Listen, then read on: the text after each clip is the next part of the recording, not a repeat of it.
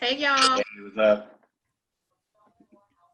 All right, good. All right, so they're Is joining. that ready? Who's that old man? Right. All right, thank you guys for connecting. I appreciate you guys joining in. I know when Eric asked me to do this, I was trying to think of. I actually had one of my friends who is not on yet. I'm waiting for him to get on. Who is to me, a bourbon connoisseur. And he had something else that he had to do this weekend, and he actually reached out to Robert Woodson, and who is going to be our guest speaker. And I'm so happy that he did that because his wealth of knowledge is far beyond ours. And so with that, let me just go ahead and give a little brief introduction. Robert Woodson has been a purveyor of liquid spirits for over 39 years. He became enamored with bourbon his last 2 years of undergrad. He's a Jackson State University graduate, HBCU. While he was working as a bartender, and got very familiar with all of the spirits. Since Robert never undertakes anything halfway, he immersed himself in the origin, background, and history of spirits through research long before the internet. So that, we didn't even have it when we were in school. So he's been drinking before we were even in school. Bourbon stood out as his front runner, and he's never looked back. Robert still drinks a variety of spirits, but bourbon reigns supreme for him. He's involved with several bourbon groups, and he is currently an ambassador for the Fort Worth area and another different bourbon group.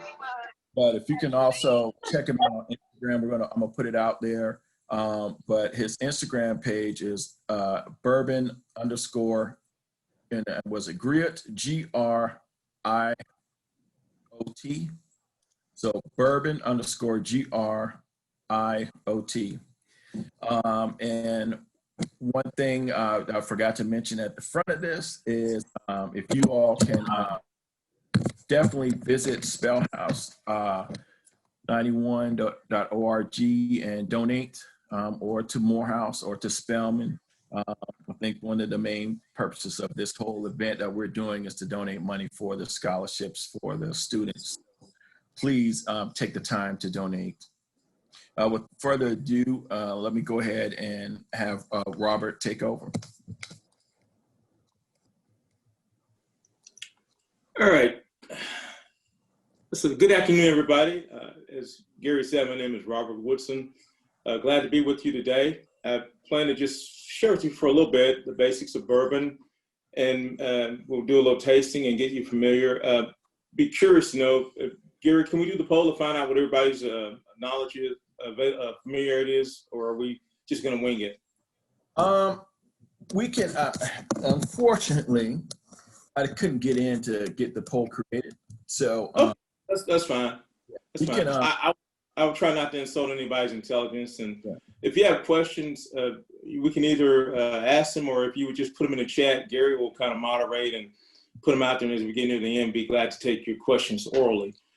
So as Gary said, I've been in and around spirits of all kinds for almost 40 years, and just love the American spirit. So we'll talk about bourbon fairly extensively, and if you want to ask about others, we can. So the unique thing about bourbon is uniquely American by law. National law in 1964, it's actually been given 6 rules that it has to follow. First one is it has to be at least 51% corn grain, must be put in a new charred oak vessel, has to be actually made in the United States. It doesn't have to be just in Kentucky, but it has to be made in the United States. And it's got some other rules regarding how it goes into the bottle, into the fermentation process, but et cetera. But it's unique because, one, most other spirits that we drink are allowed to have additives. So you can't add any color to bourbon. Any color you get from bourbon is coming from the aging in the barrel. You can't add flavor. Now, there are finished bourbons, finished whiskeys. That means that after they finish their initial maturation in the charred oak, they actually move into a secondary cask where they, for instance, a cask or barrel that previously held rum or some type of wine or cognac or something. And there are just a few. For instance, Basil Hayden actually has a dark rye. It has a Caribbean version that they actually add rum to the Caribbean and add wine to the dark rye. And that's probably the few outliers, but that's basically what you get with bourbon in terms of the strictness. So when people talk about how Scotch is a better spirit and everything, be careful because Scotch can have color added. Canadian whiskey can actually have flavor and color added, which is why some people are a little bit snobbish about drinking a Crown Royal, but hey, we all started somewhere, so it's all good. Those are kind of the basics when it comes to bourbon. The other thing that we want to understand about bourbon is why does it taste the way it does? Well, partially there are three components. One, the grain source. So bourbon has to be at least 51% corn. After that, you can play around with the ingredients. Typically, your bourbons are going to be 3 grains. 51% corn, or at least some mash bills. Mash bill is basically a recipe. We use a higher content. There are some that go as high as 70, 90% corn, and then the secondary grain is typically either wheat or rye. And as we taste today, we'll find out how those make a difference. And then the tertiary grain is usually a malted barley. So while we're waiting to get a little bit further, what I'd like for you to do is if you have brand new bottles, I'd like you to go ahead and take each bottle and pour a small amount into your glass. Typically for a tasting, I would recommend a finger, whatever size your finger is, pour a finger into each glass, your maker's mark for your wheated bourbon.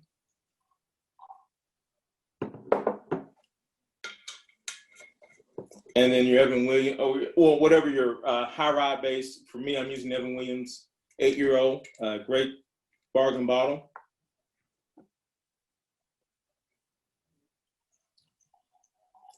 And the reason we do that is what I've seen happen over the years is if somebody's new to bourbon or whiskey, they may be used to drinking wine, or they may be used to drinking vodka or gin or rum. Those spirits typically don't have the high ethanol content that you get out of whiskey and bourbon. So by letting it sit and actually open up a little bit, you let a lot of those vapors burn off, which can initially turn you off because it can burn your nose and actually burn your throat and mouth and discourage you. So we want to let that sit and open up for a little bit. So let's talk about the flavor profile with bourbon. One other thing I did want to add. There's always a discussion about what is Jack Daniels or George Dickel. Those are called Tennessee whiskeys. However, they run by the same strict rules as bourbon. The only difference they have in their process, they are then filtered through maple charcoal, and that gives them a unique flavor, but they tend to not want to be called bourbon. They prefer Tennessee whiskey. But if you go to a bar and you ask for bourbon, first of all, if they tell you they have Crown Royal as a bourbon, you need to run as far as you can because Crown Royal is not bourbon. But they mentioned Jack Daniels, that's not out of bounds. George Dickel's not out of bounds. So Uncle Nearest, things like that, those are considered bourbons. But typically your bourbons are going to be, your other brands that primarily come out of Kentucky. 95% of bourbon these days mostly comes out of Kentucky. There are people who still think it can only be made in Kentucky, but anywhere in the United States, you can make a bourbon. So let's talk about what you get when you go through the process. So first of all, you get your grains, and they get milled, and then you actually cook them. And then you create your mash, your sour mash, which is essentially your water, your grains, and your yeast, and you let it ferment. Fermentation can be anywhere from 3 to 7 days or longer. We find in Texas that they tend to let it go longer. I don't know why, but in the bigger distilleries in Kentucky, they actually can run anywhere from 24 to 48 hours. Their cycle is so well managed and so disciplined, and they can turn new mash that quickly. And if you think about it, they're filling up humongous amounts of barrels every day. So in terms of what gives whiskey, bourbon, its flavor, its color, etc., you have the mash bill, the fermentation. You cook it, then you ferment it, and then it goes into the barrel.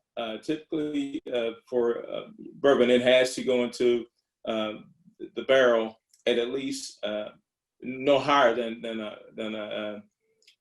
160 proof. And when it gets bottled, it cannot be bottled lower than 80 proof, but you can go higher than that. There are some bourbons that reach what we call hazmat. And hazmat is a legal term. If you travel, if you fly, if you have any type of liquid that is over 140 proof or 70% ABV, you cannot fly with it because it's considered flammable. So there are some bourbons that reach that high level of proof, and we'll talk about how that affects flavor a little bit later. All right, so it goes into the barrel. Here's the other unique thing about the bourbon process. The law says it has to go into a new charred oak barrel, but it does not say how long it has to stay there. I've tasted bourbons that have been in a barrel for 18 months. I've tasted bourbons, had bourbons that have been in a barrel for more than 18 years, and there's a drastic difference and everything in between. So you want to really try to get the best flavor profile. In the United States, bourbon, if it's less than 4 years old, you have to put the age statement on the bottle. For it to be straight bourbon, it has to be aged at least 2 years. Bottled and bond, which means it's distilled at one distillery in one season, is bottled typically for 4 years. It can be longer, but 4 years, and it has to be released at 100 proof. So some of the reasons that we have all these regulations is that bourbon's been around in the United States since the 1800s. And for instance, I'm from Mississippi, so I go back to my ancestry. There are a lot of relatives to supplement their income. They made their own whiskey, right? And probably sold it illegally. I'm not going to vouch for that since it's being recorded. But as people did that, they cut corners, and there was a lot of stuff being passed off as whiskey, even by some of the distilleries back in the day. So in order to keep people from getting sick, they started to put rules into place. The other new thing is that, we went through prohibition in the United States, which means you could not legally make whiskey, but there were a few distilleries that were kept open to make whiskey for medicinal purposes. So we have a long and storied history, but the regulations have been good for us as consumers. Why? Because we now can get a quality product. It's not adulterated. They were putting all kinds of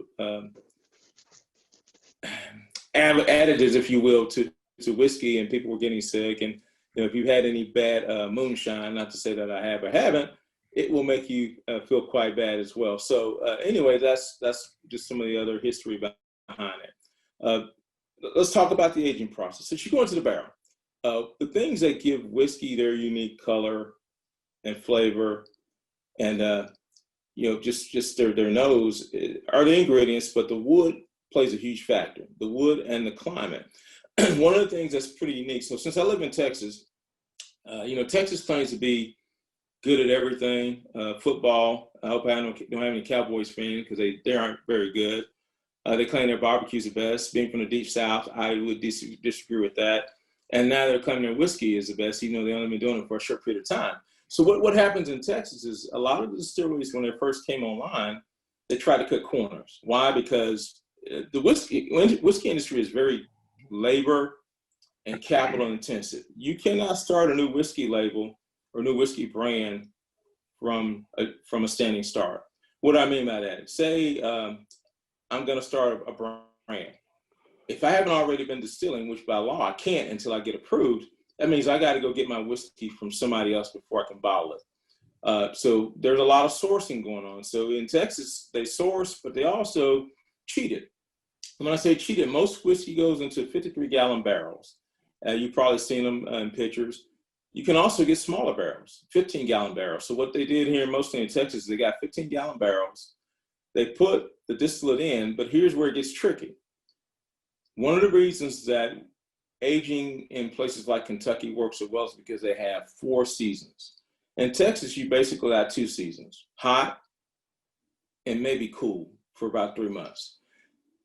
What that drives is chemical reaction. So you have the contraction and expansion of the liquid in the wood. That contraction and expansion is what allows the chemical processes to take place to age the wood. So in Texas, you take a smaller surface area, which is a 15-gallon barrel, you put distillate in, and you bring it out in about 2 years, 24 months, and a couple of things happen. One, it looks good. Why? Because it's had a lot of contact with the wood because it's always warm, so the color is great. You also pick up a lot of your aromas from that contact, so it smells just tremendous. Some of the best smelling whiskey I've ever had. And then this is where it starts to get a little bit tricky. You taste it, and it tastes very young. What I mean by tastes very young, the flavors are not very developed because they've not had a chance to get the ebb and flow of the contraction and expansion with the wood. So what I'm getting at here is that you go out and start to buy bourbon, buy whiskey. I can't emphasize enough to read the labels. Understand what you're buying. Don't just buy something because somebody says it's good or it's the latest, greatest hype. Read the label, know what you're getting. One, what do you want to look for? You want to look for an age statement if you can, or not an age statement. You want to look to find out what the mash bill is if you can, and I'll talk about that a little bit later. You also want to know where it came from. Is it their whiskey or is it somebody else's? Which is not a bad thing, because as I said, most new distilleries or new brands are actually buying whiskey until they can age their own and distill it. I'll give you a prime example, Uncle Nearest, and a lot of people are hugely in love with Uncle Nearest. And I'm very proud of Fawn Weaver for going and doing that. I like the fact that now, as we have with everything else in this country, we have our fingerprints on America's spirit, but also, we taught Jack Daniels how to get it done. But if you don't know it, Uncle Nearest is source whiskey. They don't have the stock shit to bottle their own. But some people don't know that, and they seem surprised, and some have even felt like they were deceived. But it's right there on the label. It says distilled and aged in Tennessee, but bottled by Uncle Nearest. So you just got to pay attention to the label, know what you're getting. And if you do those kinds of things, then you won't be surprised. Gary, do you have any questions yet before I kind of segue into the whole tasting discussion? Yeah, Robert, we did have a question that says, how is Four Roses bourbon in terms of quality? Okay, Four Roses. Four Roses is actually an amazing product. And I'll give you some reasons why. So if you go to a typical rick house, and this gets back into the aging storage process, most of the distilleries in Kentucky have multi-level brick houses. I mean, sometimes a couple of stories tall, fairly tall buildings. And one of the unique things about Four Roses, they never stack their barrels. At least I haven't been up there in about 5 or 6 years, but the primary distillery, they didn't stack them more than 3 or 4 rows high. So you get a consistent product, because the higher you go in the rick house, the more impact you get from temperature change, draft, et cetera, et cetera. And so they're very unique in that. The other thing that makes Four Roses unique is they have 10 recipes. They basically have the same grain mix. They just vary the amounts, but then they have 10 unique proprietary yeast, which gives each one a different flavor profile. If you were to come look in my library, I have there are a few distilleries, but I have basically a shelf and a half of nothing but Four Roses bottles. So Four Roses is great. For my money, if you can get a single barrel, that is always the one to go with. The only thing with single barrels is usually a little bit higher proof, but we can talk about how you proof things down so that they don't burn you if you're not an avid drinker like I am. I hope that answered your question. All right, so in terms of the basics, I think that's where we are. If you ever want to play around with aging yourself, there are a lot of mini barrel kits out on the market these days, and you can go buy White Dog, which is basically the unaged mash. I'll show you a bottle here real quick.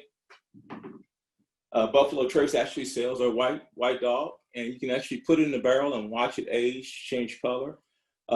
Frankly, if you had access to, well, you can buy moonshine in the store, but if you had some of the homemade corn liquor that I'm referring to, you can throw it in a barrel. You can even buy rum that you bought. Any spirit you want, you can throw it in a barrel and age it now and get the impact. I actually had some unaged Jack Daniels that actually put wood spires in and aged it in the bottle, so it was a pretty neat progression. Matter of fact, I think I posted on my Instagram. So aging is really key, and that's what we're going to delve into to talk about tasting. So on tasting, tasting is a very personal thing. Your experiences in life will drive what you taste in a spirit. Now, let's talk about the chemistry of it. Because of the wood, because of the mash bill, because of just the chemical reactions, there are some natural flavors that will occur in any bourbon but how you experience them are uniquely yours. So because of the oak, you're going to get vanillin, which gives you your vanilla flavor. Depending on how long it's in the wood, you'll get some tannic influence. The tannin is mostly influenced to color, but you will get a wide range of flavor profiles. So depending on the yeast, the grain composure, water not so much, but and how it's actually aged, and you'll get different flavors. So some of the things you'll typically taste for, or you'll experience, should be sweet notes, because it's 51% corn. The corn really makes a difference. When you start to add other grains is when you start to see the variation. There are now experiments or bottles where people put 4 grains. They'll use wheat, barley, rye, and the corn, and create a 4-grain mash bill, which is actually quite delicious. But we're going to focus today on just the wheat and the rye. And when I talk to people about tasting whiskey for the first time, it's like anything else. When you eat with all your senses, right?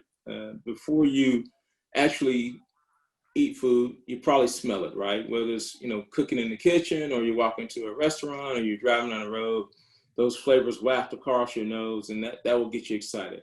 The next thing you do is you eat with your eyes. When it's plated in front of you, or you see it being prepared, that will also get your attention. And of course, there's the experience of savoring and trying. Same thing is true with whiskey. And so when people start to taste whiskey, the first thing we typically try to characterize, well, it's either harsh or smooth. And that's fair, because as I said, if you don't drink it properly, it will be harsh. And I've seen people get turned off. So if you're new to bourbon, I want to give you a little exercise to try. You all should have bourbon that you got for this exercise you have. And if it's new to you, what I would do is say, for 7 days, take that bourbon, pour a little bit of it, and drink it every day. And here's what happens, and I saw this happen with my wife as she got into bourbon. Initially, she's like, oh, this is awful. It burns. It's harsh. She came back the next day. Okay, it doesn't burn as much, and there's something here. By the 7th day, your palate has adjusted, and the harshness is not so much an issue. I mean, the proof can still be a problem, but it's less of a problem. But now you actually start to get the flavor profile. House drink that I'll make for y'all too, that y'all gonna love. And then you get the flavor profile. So once you kind of break your palate in, you'll be amazed at how these things come through for you. So the other thing I would say too, when you're drinking or tasting your whiskey, you can also affect the flavor by adding just a few drops of water. I always recommend people, when you first get it and try it, you want to nose it, take a little sip, chew it around in your mouth. We call it Kentucky Chew, to get it all over your palate, because as you know, you have 5 taste buds in your mouth, and you want to make sure the whiskey coats them all. The other thing with tasting, and I mentioned this to Gary earlier, if you don't like it, it's no problem to spit it out. Nobody's feelings are hurt. And if you're going to be tasting a lot, I always recommend that you be careful about how much you imbibe. The other thing is, in between different whiskeys, it's always kind of good to clear your palate. A little bit of water to wash your palate off. Also, a saltine or something that's neutral flavor to cleanse your palate will help. So I want to talk about the flavor wheel. The flavor wheel actually explains a lot of what I was talking about in terms of the color and the nose. And if you look at it, for instance, when it talks about the color, the oak definitely tells you what it's going to look like. And you can find that there are younger whiskeys that actually look darker than older whiskeys. How is that? It's because of the char. So when you start to look for barrels of whiskey, I recommend trying to find, if you can get the information, bottles that have been done with a char 1 or 2. Industry standard for a lot of people is char 3, char 4. Why? Well, that's because that's what they've been doing for 50, 60, 70, 80 years. They don't want to change it up. But here's kind of the analogy I use when I talk about flavor profile.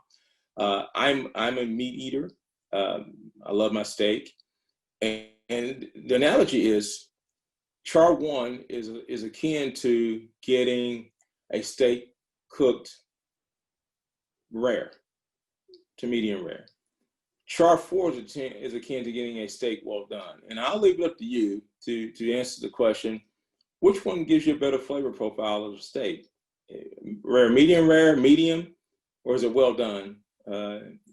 kind of stake. And same thing's true with whiskey. So when you see somebody saying, well, hey, my barrel's char 4, yeah, you may get color, but you've actually lessened the flavor profile. So just something else to keep an eye on when you look for your whiskeys. Again, proof is important. If you go overseas, or if you buy Scotch, most cognac, brandy, Armagnac, a lot of those spirits actually bottle at lower proofs. Their belief, Japanese whiskey and Irish as well, their belief is that the lower proof, you get better flavor profile. And essentially that's what the wort can do for you, is it can do that. It releases a lot more of the aromatics, and that's true. However, with the higher proof, you do get a more intense flavor. So it's something you have to work into, but I find for myself and a lot of my buddies that we've been doing this a long time, you can find good flavor profiles at any point.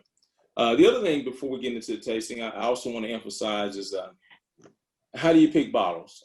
You have to know what you like. And hopefully today, if nothing else, we'll kind of get a baseline as to what type of bourbon you like. So let's talk about the two bourbons we picked. Maker's Mark, which is a wheater, and then the other bottles, I don't know if you picked the Woodford, Old Grandad, Evan Williams, etc. Those are all rye-based recipes. So if you want to think about the basic difference between those two, the corn makes it sweet. But if you think about rye bread versus wheat bread, rye bread is a little bit spicier. Well, not a little bit, it is spicier. Has some sharp peppery notes, where wheat bread is going to be sweeter. So if you think you prefer a sweeter bourbon, wheaters are probably the better choice for you. Now, you will get a little bit of spice in wheat, but not as much. And if you prefer spiciness, the ryes are better. Now, in terms of cocktails, they both work. The classic bourbon cocktail is the old fashioned. In my opinion, the rye works better because you already have some inherent sweetness with the simple syrup and potentially the fruit. The rye adds a little bit of spice, and then with the bitters, you basically get the three flavor components for a perfect drink. It just depends on what you like, but don't let anybody tell you what to choose. In terms of picking out bourbons to try out, once you get your flavor profile established, I think it is important to venture out and try different types of bourbons. But I do want to caution everybody, there's a phenomenon going on right now with bourbon that just really irks me. And it's this whole notion of secondary marketing flipping. So people are paying ridiculous amounts of money for bourbons that, retail price for less than $100. And I want to encourage you not to do that if you can. The other thing is if you want to try a bourbon, if you want to buy a bourbon, try it before you buy it. I know we're in a COVID environment, but if you have a place you can go to and safely try things for pour, go do that. If you have buddies, friends, do bottle swaps where you meet up and you try different bottles from different people. But don't get disappointed by going out spending $40, $50 on a bottle of whiskey and then you find you don't like it. The saving grace is you can always keep it for somebody else. What I find with whiskey that I don't like, I'll give it away to friends. I actually use it to cook with. They make great barbecue sauces, amongst other things. So it's never a waste, but just be careful about that. Any questions before we move into talking about tasting? Yeah. So Robert, I have here said if you can touch on the difference between small batch, single barrel, etc. Okay, great. So a single barrel is just what it says. It is a whiskey from one barrel. The unique thing about, and somebody, that's a good point, because I mentioned earlier about the 4 rows of single barrel. Now, somebody will take my word for that. They'll go buy 4 rows of single barrel and they're like, this is awful. And I could take one of my single barrel bottles and it might be better for me. But because it's a unique barrel, each one's going to be a little bit different. And I'll give you another way to think about that. Most of the distilleries use, and I'll go to Buffalo Trace Distillery. They have a 4 mash bills. They use the same mash bill, one of those 4 mash bills for a lot of their products. So people are really going Google Gaga over Blanton's, right? Blanton's is the same mash bill as something called Rock Hill Farms. The same mash bill as something called Ancient Age. The difference between those is where the barrels are stored in the rick house, age, etc. But if you want to save your money, go find Ancient Age. It's not as old as Blanton's, but the flavor profile is very similar. So my point in that is that, the barrels make a difference. So that's a single barrel. A small batch. A small batch basically says that there's a group of barrels that they use to blend together to get to that small batch of release. And then sometimes that happens when you have short barrels, which means that you have a lot of evaporation over the angel share, and you're trying to release a certain number of bottles. They will actually go taste and find bottles that have a similar profile that they can blend together and create a small batch.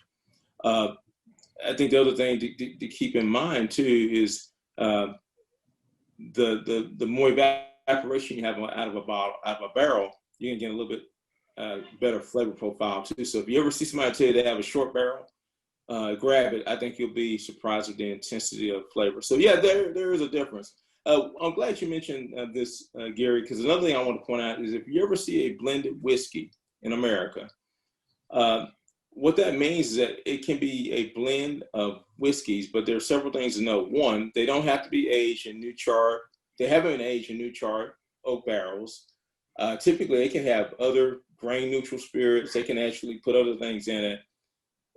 They can also use something that's less than 80 proof, because bourbon has gone to about 80 proof. So if you go out sometimes, you'll see something there's called Beam 8-Star. I see a lot of low-end bars carry it. Stay away from stuff like that. It's really awful. I wouldn't even give it to Ned DeWino, frankly. It's just bad stuff. But yeah, that's the biggest difference between a single barrel and a small batch. Hey, Robert, you mentioned something about char levels. So how do I know when I go buy a bourbon, what char level is that? So that's a great question. The internet, as Gary alluded to, I've been doing this a long time. So when I first started, I had to do a lot of legwork and go figure it out. The beauty is a lot of the distilleries will now put on their websites for each brand what the barrel char is, and there are a lot of people who do the homework for you. So if you Google it, you might say, for instance, you want to find out what the char level is on Buffalo Trace. More than likely, you can find somebody that will tell you what the char level is for that. Now, what you'll see also is something called toasted barrel. Toasted barrel is a different phenomenon. Toasted barrel, the barrel is not charred. It is actually put on the fire long enough to toast it, because with most barrels, they actually set them afire. And then they put them out after a certain amount of time to get the various char levels. Toasted barrel is just that. Now, what's really neat is that some of the toasted barrel bourbons actually get double barrel, which means they go into a regular barrel, a char 1 type level, and they'll come after a certain period of time and they get finished in a toasted barrel. Some go directly into a toasted barrel. You take Maker's Mark, they actually have some unique stay programs where you use some stays that have been treated, when I say treated, not chemically treated, but they've been aged a certain way that they pick up certain notes. So you can do stays that now give you mocha or chocolate notes. French oak gives you a different flavor profile. So as bourbon, you can't put in French oak only, but once you finish the initial barreling and aging, you can actually add stays in it to impart a little bit different flavor profile. I hope that helped you with that question. All right, everybody ready to do some tasting? Great. Yes, sir. All right. Tell you what, I want to try to see everybody's face. I don't want to just look at me. So we'll start with your rye bourbon. Start with the spicy one first. And one of the things that we always try to do, as I said earlier, is nose it first. And I will tell you, if you got the PowerPoint that Gary sent, this is a neat tool. As you grow in your bourbon journey, it's really cool to write down what you tasted, when. And the other thing you'll find over time is that if you try this today, you revisit it a year from now, you'll find your palate develops and you'll get different flavor notes. And it's kind of nice to see the progression. So I would highly recommend, if you can, write the notes down. And again, there is no wrong or right answer with this. You taste what you taste. And if all you get today is smooth, it doesn't burn, we'll take that, because it means at least you're willing to give it a shot. So first thing you want to do is with the nosing. Typically glassware. So the real big deal is to have a Glencairn. So I'm going to be honest with you. Glencairns are really great for lower proof whiskeys and for Scotch. If you're going to have a higher proof whiskey, a wider nose is better. You still want to have a base that kind of curves up, because what you're trying to do is physically get, as you swirl, right? You want to get the flavors to release and the aroma to release, and then kind of funnel up and get concentrated in the central area. So once you do that, the way you typically nose, you just want to take it and just go up and down. And the reason you do that is because as you nose up and down, different areas in the glass are going to give you different flavor notes. I tend to go up and down, side to side. And anybody want to tell me what they smell? Again, there's no right or wrong answer. It just burns for me.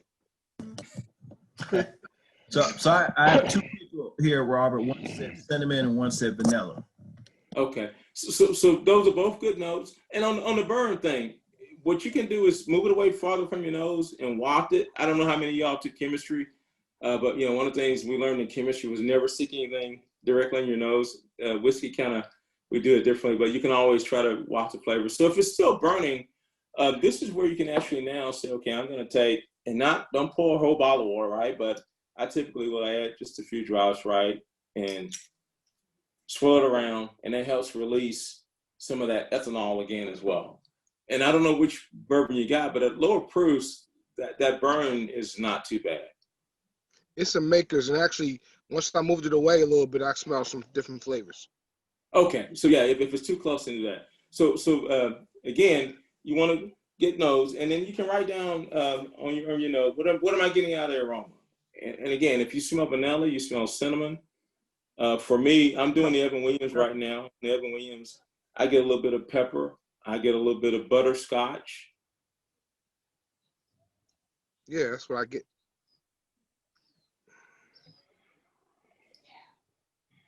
And so once you're comfortable with the nose, and then you take a small sip. Wow. And move it around in your mouth. Don't just swallow it. Move it around, let it coat your mouth. And based on where it hits your palate, you're going to get some different flavor notes as well. Anybody want to talk about what they tasted? Definitely butterscotch. Yeah. That's the consensus here is butterscotch. I've been drinking whiskey for so long, I've never actually really tasted it until now. So don't let my power of suggestion do it, man. No, it's just like, it's different. Like I've just been drinking, and now I actually taste the flavor notes. That's because you've been drinking to get drunk. Right. Yeah. Well, yeah, there like is that, right? Knows me. I think I would venture guess most of us have been there. So one of the things I do want to point out on this bourbon flavor wheel, and I will tell you, there are multiple versions of this out there.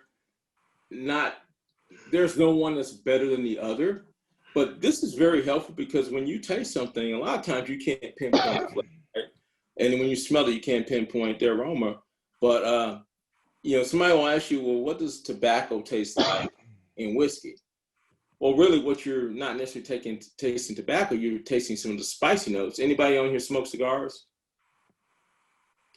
So if you smoke a cigar, you can tend to get some spiciness out of the cigar, right? Similar kind of flavor profile, right? So this is not, again, I don't ever want anybody to think it's hard, it's difficult. Just related to things that you taste. I never forget, I did one review and I was talking about the oak notes, and I said it was like my grandmother's drawer in her old chest of drawers, and that musty smell, like, really? And it wasn't a bad thing, but that's what that oak note, that damp mustiness came out to me as, and it's just something I could relate to. So again, related to things that you normally had before. So what I want you to do is, if you can, without putting too much, put a little bit of water in it and swirl it around. I want to show you what happens when you add a little bit of water to it.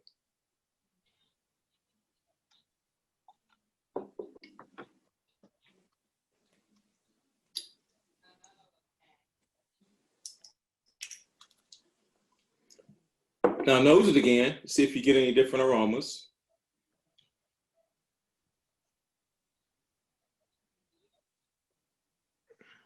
It definitely downs the proof.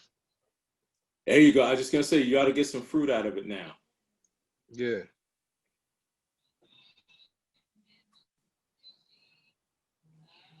and then take another sip.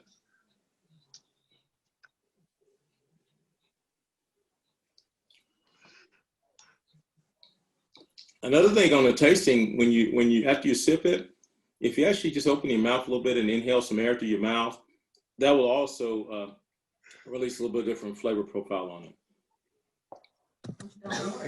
I'm picking up like a sweet flavor. I don't know why. Honey. Like honey.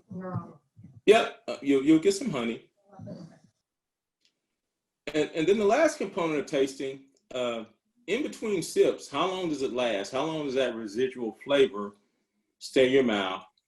And do you get different notes? Because that's called a finish. So basically, you got technically you have your front palate, was when you first put it in your mouth. The mid palate is after you move it around, and then you get your finish on the end palate. And depending on how long it lasts, you can say, well, it's typically short, medium, or long. And when I say long, I have some whiskeys you sip, and 2 or 3 minutes later, you're still tasting it. Others you can taste it, and as soon as you swallow it, it's gone, and it's time to move on to another sip. So keep that in mind, but also look for different flavor notes to pop up on that finishing end palate.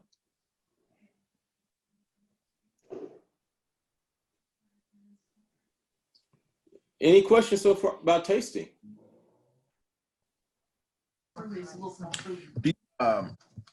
So I know we picked some that were like less expensive bourbons, and they all have a low proof. What about the higher proof ones, or like the bottled in bond bourbons? Like, what is that something that, or is that something we should be getting different kind of flavor, or like is it going to be we'll have more of a burn?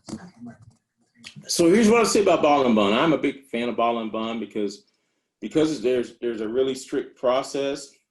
And just for a little bit of history, the way bottle and bond came about was it was actually government,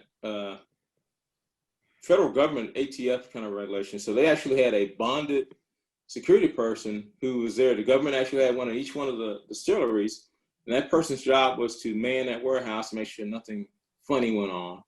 And they would release them, and so the 100 proof is consistent. The price points on bottle and bonds are usually great, and you get a little bit higher proof whiskey, which ups the flavor profile. As you drink, so the Evan Williams is like 86. I'm actually, for my Maker's Mark, I didn't have any regular, so I used the 101 proof.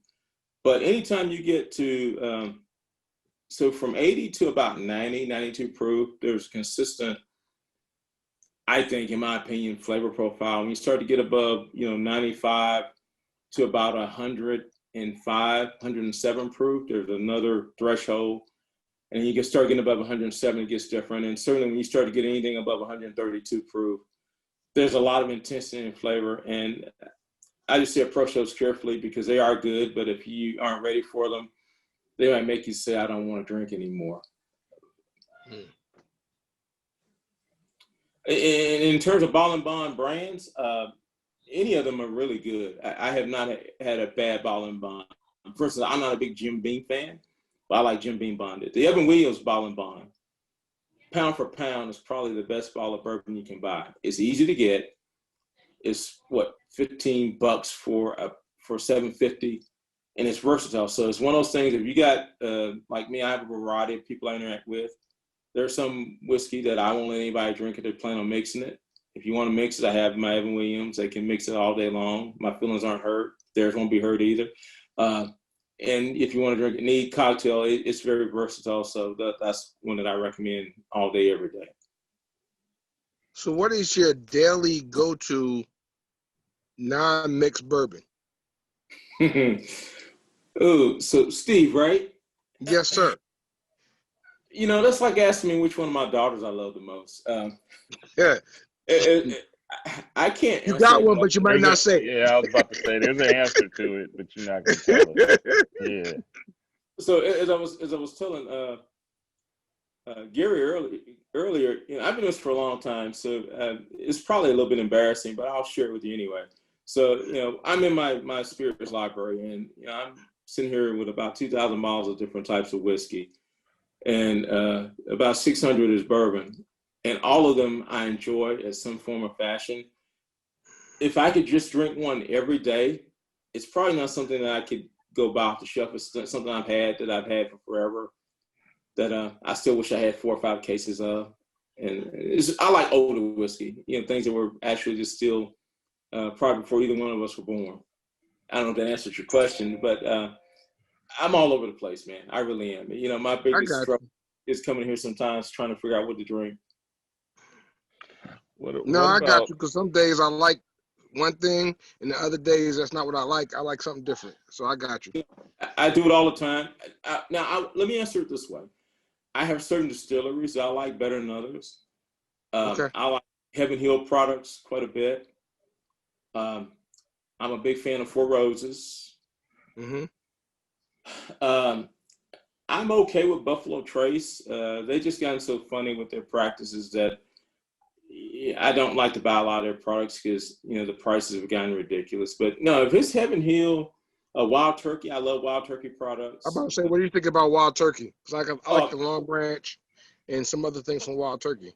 Yeah, I mean, back in my day, we called it kicking chicken. That was a thing to drink. And again, it was one of those bottles that you could drink it neat.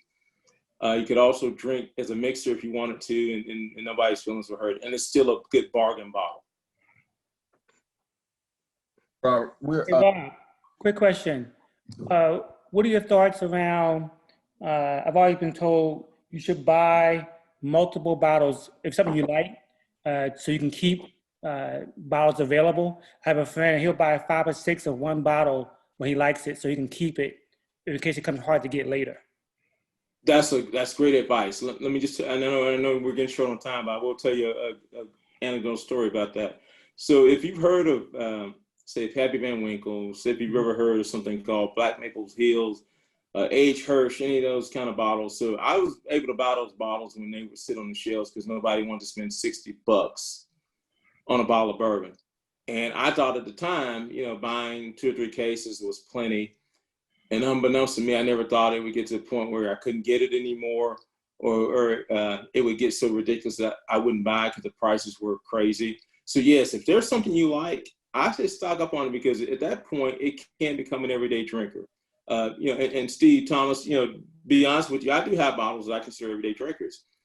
For me, as long as I have at least a case of something, which is 6 bottles, because I have a lot of whiskey, but I drink to live. I don't live to drink. It lasts me a while. Right. So I have some of those I go through like that. But yeah, that's good advice. If you find something you really like, especially if it's a single barrel, find as many of it as you can, because once those single barrels are gone, you don't get them anymore. All right. So in the interest of time, move on to the weeder. So if you did just, hopefully you did your rye first. I noticed, I heard one person say cinnamon. You should have gotten some spice notes, whether it was cinnamon, a little bit of pepper. I can get black pepper, white pepper, it just depends, but you'll get a little bit of spice. Sometimes you get baking spice, like a clove note, a little bit of licorice. If we move up to the Maker's Mark, Maker's Mark is probably one of the most consistently made bourbons. They have one mash bill, right? They only had one recipe, and they made it successfully for a lot of years. They finally ventured out and made different proofs and do cast, the cast 46, et cetera, et cetera. But it's good stuff. So if you, same thing, knows it. Mm-hmm. I would suspect you get a much different nose profile on this one than you did from the other one. Anybody want to tell me what you're smelling? Anybody get any caramel on that one? The Maker's Mark is definitely more caramel. Yeah, the vanilla and caramel is always going to be a little bit more pronounced in the wheated bourbons. Yeah. Depending on the proof of the makers, you can also get a little bit of that cinnamon spice from the higher proof. All right, so now we'll take a little sip.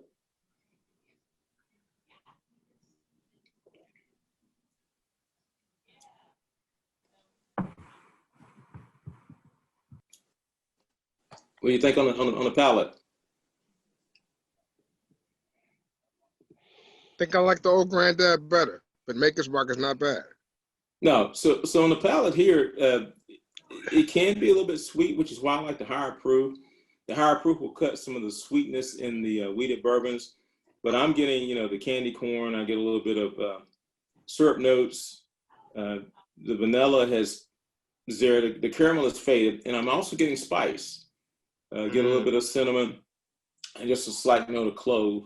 And then on the finish, on this one, I actually get a little bit of oak. I get some wood notes. So it's a different pour, different drink. And the other thing I would also point out to you on age, the older a whiskey is, you can tend to get a lot of heavy oak notes. And so, you know, for most people, I say if you're not comfortable with chewing on a toothpick, try to stay anywhere with a bourbon that's say 8 years in age. So once you start to get above, for me, the sweet spot is actually 12 to 15. You start to get above that, it really gets a little bit woody. Now, I will tell you, Heaven Hill makes some really great bourbons that are 23, 24, 25 years old that don't take a day over being 15, but that's just me, and it's a preference thing. I know a lot of people are you know, hunt Pappy Van Winkle as the unicorn. If you're gonna go after the Van Winkle stuff, which I still recommend, try before you buy it so you won't get your heart broken, buy the 15-year-old. The 23 is very woody. 20 is only slightly less woody, but 15 is really the sweet spot in that one. All right, so that was really, I'm sorry, go ahead. I'm sorry, I had a question. It's actually a couple questions. Now if one says, now that he's a bourbon drinker, but what are your thoughts on beers and ciders that have been stored in bourbon barrels? I think those are good. Goose Island stouts that have been aged in whiskey barrels are great. And conversely, a lot of the bourbon makers are now starting to put their bourbons and whiskeys in ex-beer barrels. Elijah Craig just did one that had been aged in they do a grenade that you can only get at the distillery. It looks like a little barrel. And they actually did that in a Goose Island barrel. I did not get one, but a friend sent me a sample, and it was quite tasty. I'm a big fan of finished stuff. I like bourbons that have been finished primarily in brandy or cognac, Armagnac cask. Those turn out to be pretty good. The wine finishes can be a little bit interesting. The port finishes can almost be too sweet sometimes. The sherry finishes can be just right if they're handled properly. And then I like multicast finishes. So there's one called Joseph Magnus where they actually put it in cognac, Armagnac, and wine casks, each differently, and blend them together, and it creates a very unique profile. So, okay, so I know we're running short on time. I'm not sure what is coming up after us. I think we got short at about 10 minutes. But one of the things definitely I want for you all to go out and go to look up Robert's Instagram. It is bourbon_Griot. Right. Right. Griot. Griot. Can you put it in the chat? I'll put it in the chat. And then another thing is please make a donation to the schools. That's what we're here for. And I'm hoping that you guys definitely got some knowledge from this. I wish that we had more time. I'm probably going to hit Robert up myself, do something like this again. I want to thank you for your time. Any quick questions? Yeah, I got a quick question. Robert, how do you feel about the basically genetically modified corn? Are they kind of using that in most of these bourbons? I mean, they would have to be, right? So interesting discussion. I was on a different group last night, and we were having this discussion about what's changed. So when I talk about things like Buffalo Trace, if you think about, and I'll try to go as quickly as I can, Gary, you take Pappy Van Winkle or the Weller products. Those were originally done by a distillery called Stitzel that went out of business in the early 90s. For the longest, they did not give Buffalo Trace their recipes, but they got them.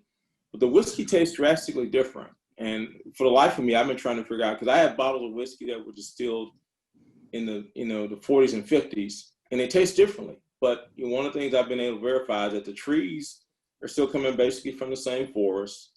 The water source is still the same. Is there something happening with the grain? And I do believe that the grains have transitioned. They don't talk about it a lot because a lot of that stuff is proprietary and they won't tell you. But I have to believe that there is some of that going on, right? And you know, just the way we've changed how we treated this place we call Earth as our home, we haven't taken good care of it, been good stewards. So I think a lot of that is happening. Just my opinion. Cool.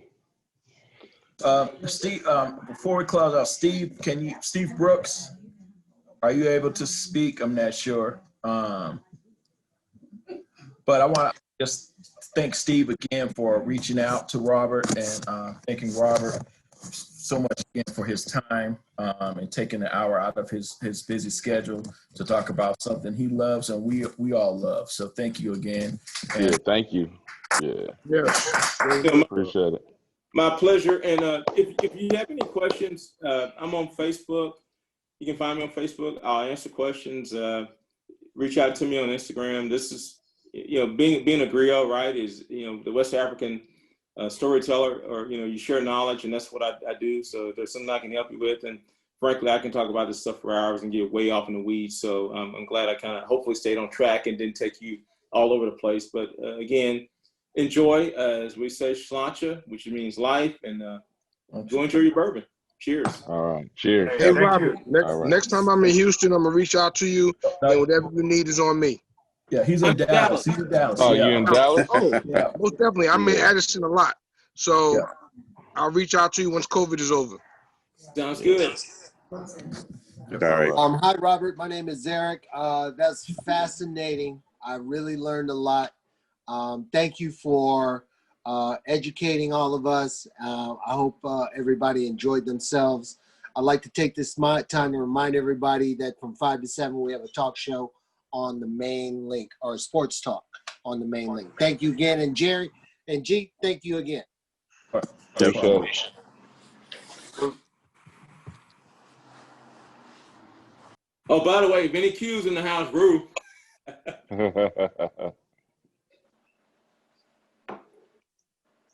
All right, Steph and And G. is it Ray? Who did the recording? 'Cause I would like to get that as well if I can. You guys could kick it in here for a couple minutes if you want, because there's nobody after you guys. So pour some if you got some. Yeah. Gee, was that you talking about the recording? Yeah. Yeah, I got you. Okay. I have no idea. And so, Robert, another question I had that didn't get asked is, she was asking me what's a good. Sorry, Bassan. Bassan was asking me what's a good price point for bourbon? Sorry. Like, what you think is a good price point? I mean, based off quality and price. Wow. So honestly, it's based on what you like. And look, I'll just be transparent here. You know, I have bourbons that, again, I'll go pay $15 all day for. I have some bottles I paid a few $100s for, but I buy what I like, and I try to buy good stuff. So it's hard to say. I think once you understand your palate and what you like, and then, you know, don't let that guide your pocketbook, you can find lots of good things at all price points. Now, if somebody just says, hey, I never want to spend more than $40, I can give you a list of great bourbons, $40 or less, that you can enjoy and never have to feel pressured to buy anything else. If you want to ratchet up different price levels, but I just think it really depends on the individual, Gary. Yeah. And I know we I have one person who was looking at this, what we chose and why we chose the one we chose. But I know that we were definitely, for this, I wanted everyone to be able to go buy, say, here, go buy a $100 bottle for you to taste. So hopefully if you did go buy something, you didn't pay more than $30 for each bottle. And that's something that you can definitely use. And if you like them, and then once you start really getting into it, increasing, you know, your palate on different things that you have. So, yeah. And both of these bottles, I mean, there are tons of bourbon cocktails out there. I'd say try. And the other thing I didn't mention too, Gary, I know we were focused on bourbon, but just so you know, rye whiskey in America follows the same standards as bourbon, except instead of 51% corn, it's 51% rye, but everything else is the same. No added color, no added flavoring, you know, go into new charred oak barrel, same kind of entry proofs, exit proofs, and everything. And so American rye whiskey is also a good one to go for. Yeah, and literally every meeting is Stephanie, you're in here, right? Stephanie, you're in here, right? Tammy, you're in here, right? Uh-huh. So Gary, I'll answer questions until you kick me off. All right, yeah. We're any other questions for Steve?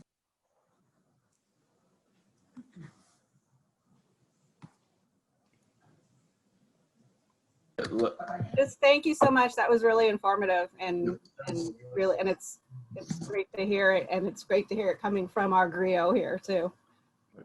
Thank you. Robert, can I ask a quick question? Sure. What are your thoughts about some of the box stores now are selling bourbons? I know Kirkland has a bourbon. Are you familiar with them, and do you have any thoughts on them? So I am familiar with Kirkland. Unfortunately, Texas is kind of butt backwards in a lot of ways, so you can't buy the bourbons at the Costco's or the Sam's. I've tasted those. They're decent. You know, the interesting thing about the whiskey industry is, when I say reading the label is important, there are a lot of distilleries that make whiskey for a lot of different brands. So, you know, for instance, if you buy a bottle and it says in Indiana, more than likely it comes out of a distillery called Midwest Grain Products, MGP. MGP probably makes, I'm going to guess, maybe half of the bourbon that's sourced in the United States. And their product is consistent. I mean, they have a huge production process. They won't even let you in for a tour because they have so many contract distillings that they do that they won't actually let you see who they distill for. But don't be afraid to try those. I tasted, I haven't bought a bottle myself, but it was not bad bourbon at all. Thank you for that. Yeah. Now I have one more question. So the Uncle Nearest that won the awards, that's still a sourced bourbon, a sourced whiskey, right? So It is. Do we know where that was sourced from? Because that's a good place to get some from, I guess. So here's the thing. Honestly, I don't know if you can Google it and they will tell you, but here's my guess. So if you think about the major distilleries in Tennessee, you have Jack Daniels, you have George Dickel. And based on my tasting of it, I firmly believe with 90% or greater accuracy is George Dickel. And here's the reason why. George Dickel's whiskey tends to have a minerality. Some people call it Flintstone vitamin, but it's got this minerality to it. And as soon as I tasted the Uncle Nearest, all the versions, because of course I bought them all, that's what I got. And that's fair because it is hard to start a distillery. So what I'm doing is I'm waiting until Victoria, who's the master distiller, sister, which I'm glad to see that. When she releases her own distillate, I'm going to go buy some more because I want to see what she's doing with it. But yeah, I believe it is George Dickel. I don't know if they actually published that, but that is Robert's educated guess. So if you can't find Uncle Nearest, and this is my second point, or somebody's trying to charge you at the wazoo for it, go find a bottle of George Dickel Select and you'll be just as happy. Yeah, 1820 is the only thing you can't find now because it is tough to find. Yeah. I wiped out Dallas. Was it late last year? I found a little store that didn't know what they had, and they had like 2 cases, and I bought them all and gave them away as gifts. Unfortunately, we didn't know each other then. Yeah, you could have had the hookup, man. All right. Well, I guess that there's some other things that are going on. I'm not sure if people are going to drop off or not. But any other questions for Robert before we let him go?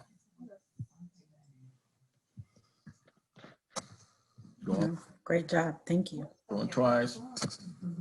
All right. Thanks again. I see you, KP Smith. You've been flexing that thing all afternoon, man. I got you. Oh yeah, right. He's at my house. So this is my crew here of people that he called me out because I threw that.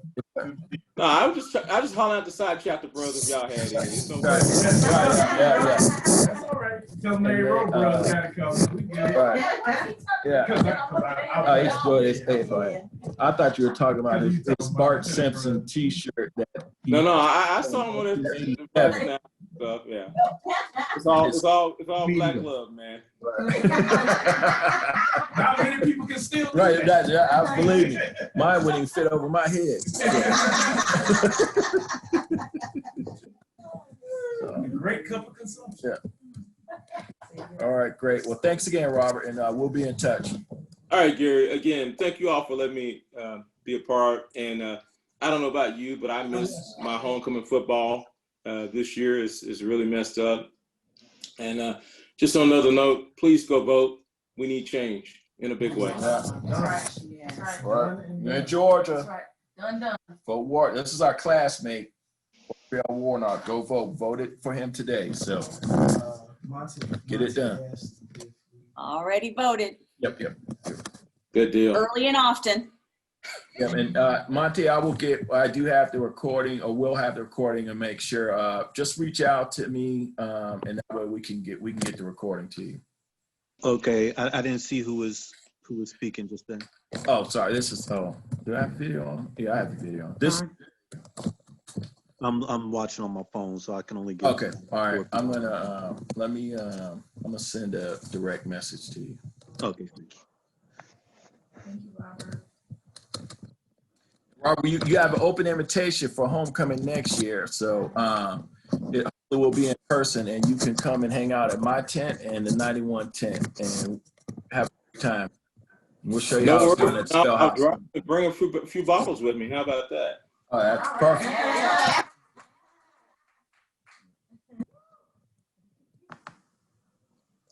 And make sure KP's there. I want to make sure he gets some. Oh yeah. Don't worry. You can come hang out with me. Right. I believe it. All right, great. Thank you, guys. Thank you all.